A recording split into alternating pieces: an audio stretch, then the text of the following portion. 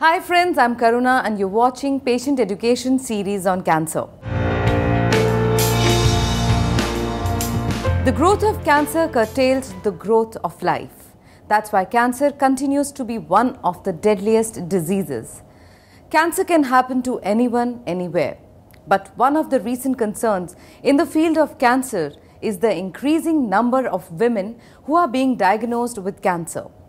The situation is serious and the need of the hour is to detect the alarming signals of cancer at an early stage. To fulfill this need in the area of cancer awareness, we have this show called Patient Education series on cancer. This episode focuses on the reasons, various types of cancer in women and precautions to be taken by them. It's a matter of immense pleasure to have Dr. Ganapathi Ramanan, oncologist, Kumaran's Hospital, Chennai, with us.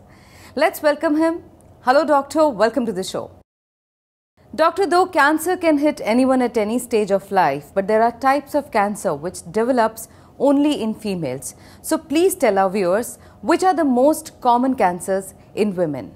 The common cancers in women are breast cancer in urban India, cervical cancer in rural India, and then we have ovarian cancer, we have head and neck cancer that is involving the mouth, pharynx, the voice box, and lastly non-Hodgkin's lymphoma, that is cancers arising in the lymph node. Doctor, what is breast cancer?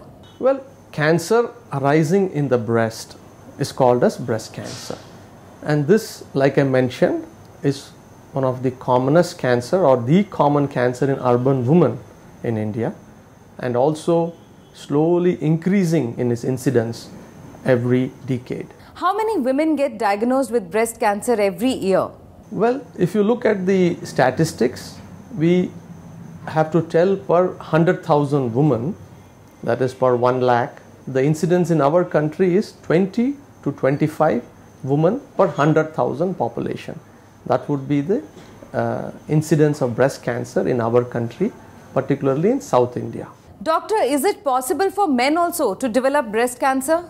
Yes, but very rare. It is almost 200:1. That means for every 200 women who develop breast cancer, one male is expected to develop the same. Doctor, what is ovarian cancer? Well, cancer, like I told, can arise from any organ of the body except the nails and the hair. So cancer which arises in the ovary, that is called as ovarian cancer. Can it spread to other parts of the body? Yes, most cancers can spread to other parts of the body, and ovarian cancer also can do the same. It tends to spread to the abdominal cavity, the covering of the abdominal cavity, which is called as peritoneum and omentum, and it also can spread to the lymph nodes, and later it can spread to other distant organs like the lung, etc. Doctor, are there stages of ovarian cancer? And which is the most severe or advanced stage? Yes, all cancers have stages, stage 1, 2, 3 and 4. When a cancer is limited to the organ of origin, it is generally called stage 1. When it just goes beyond the organ of origin, it is called stage 2. When it is locally advanced with lymph node involvement, generally it is called stage 3. And when there is widespread disease outside to other organs, it is called as stage 4. Doctor, how many women get diagnosed with ovarian cancer every year? Well, the incidence, if you, like I told you, it's number 3 in the list in the commonest cancer which affects women. And if you look at about 100,000 women a lakh, so it will be about 5 per 100,000 women would be diagnosed with ovarian cancer every year. Doctor, how is ovarian cancer diagnosed and which tests does a patient have to undergo? Well, initially we should suspect that the lady has ovarian cancer. Conventionally, it has been called as a silent killer, which doctors want to remove this name silent out of it, because actually the ladies are complaining of subtle symptoms for almost 6 months to a year, like lower abdominal cramping pain, urinary frequency, bowel alteration, and some fullness of the abdomen, some dyspeptic symptoms, which commonly is mistaken by the general practitioner as stomach ailment, ulcer disease, etc. Or this leads to delay in presentation. Once it is delayed, then it presents with abdominal distension, pain, fluid collection in the abdominal cavity. So this is how ovarian cancer generally presents. Doctor, what are the treatment options available for ovarian cancer? All patients with ovarian cancer should be ideally seen by a multidisciplinary team which has surgical oncologist, medical oncologist, pathologist, radiologist and a good counselor in the team. So the general treatment, if we can do surgery, then we should attempt surgery in the beginning so that we can remove the disease in toto. After completion of surgery, she would need, in majority of patients, chemotherapy, that is giving drugs by the vein for about 4 months. So the standard treatment would be good surgery followed by chemotherapy. But majority of women in our country could present late, will be in poor general health, will have advanced cancer. So surgery in the beginning for them may have certain problems. So these patients are first provided or given chemotherapy 3 cycles, the disease comes down, fluid gets reabsorbed, patient gets fitter and in a better condition to undergo a major surgical procedure, after which she once again gets 3 cycles of chemotherapy. Tell us about the cancer of the womb. Well, we should try to divide cancer of the womb into 2 parts. One is the body of the womb, which is also in technical language called endometrial cancer, and the cancer arising from the opening or the entry to the womb, which in our language is called cervical cancer. So endometrial cancer or arising from the body is commonly a cancer which occurs in elderly women, and they present with what is called as post-menopausal bleeding. That means her periods had stopped about 3 or 4 years back and now suddenly she gets bleeding once again. So this symptom is very ominous, and every woman who has her period stopped and suddenly after a couple of years restarts should go to the doctor to rule out a cancer of the womb. And then there is simple test which is called as a DNC test, where a small biopsy is taken and then the cancer is confirmed and it can be appropriately treated by surgery. The other cancer, which is called as the cancer to the opening of the womb or cervical cancer, is a very big problem in our country, particularly in rural India.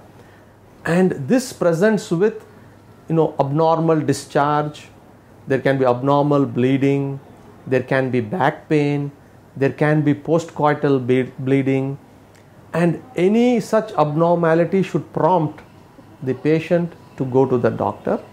Once again, it would need clinical examination, a biopsy to confirm the diagnosis, and then she needs to be staged to know whether it is stage 1, 2 or 3 or 4, and appropriate treatment to be provided to these individuals. Doctor, are some women at greater risk than others of developing cancer? Yeah, the important thing about this is, yes, there is one strong parameter which can influence women getting breast cancer and ovarian cancer. That is a hereditary or genetic factor. If there is a strong family history in the house, mother, aunt, grandmother, sisters, if they are having malignancy or cancer of the breast or ovary, then in that family there is a higher chance of getting ovarian cancer or breast cancer. Are there signs and symptoms that women should look out for? Yes, women should be alert regarding certain signs and symptoms which are very specific to them. So let us take breast cancer. So women right from their young age, when they are about 17 or 18, they should know how their breasts look normally. So that is one important point. 2, any abnormal thickening in the breast, any lumpiness in the breast which does not change with her periods, Important thing is many young ladies will have lumpiness in the breast, for which they will get alarmed and they will come to the doctor. But remember, lumpiness during periods, lumpiness which changes during the menstrual cycle is nothing to generally to be alarmed with. But a lump which does not change with her periods, and generally it will be a painless lump. Other important thing is any bloody discharge through the nipple, or any skin changes, suddenly the skin of the breast becomes red, anything like eczema around the areola of the breast. All this should alert the lady that there could be something amiss and she should present to the doctor. Doctor, can cancer come back after undergoing treatment? Yeah, that is a very important problem. The inherent nature of cancer is to recur, but the chance of cancer recurring is less if the stage of the disease when we diagnose is less. So if it is a stage 1 and stage 2 cancer and the lady gets appropriate and complete treatment, the chance of recurrence is very, very less. But in the reverse, if the lady is in stage 3 or in stage 4, then the probability of recurrence is very high. Doctor, can women get back to normal lives after being diagnosed with cancer? Yes, there's absolutely no doubt on this.